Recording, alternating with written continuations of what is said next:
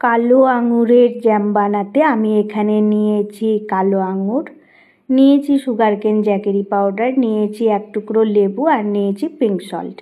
আঙুরগুলোকে ভালোভাবে ধুয়ে পরিষ্কার করে নিয়েছি।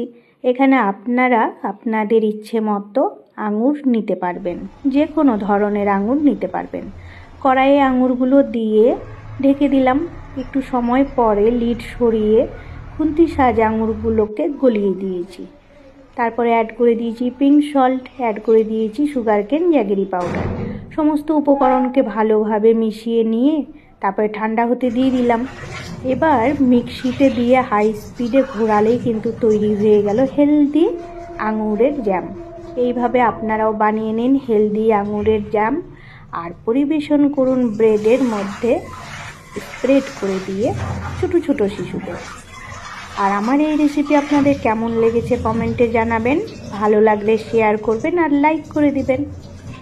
এইভাবে ফ্যামিলির সাথে আপনারা এনজয় করুন হেলদি আঙুরের জ্যাম আর বাজারের জ্যাম জেলি থেকে শিশুদেরকে দূরে রাখুন।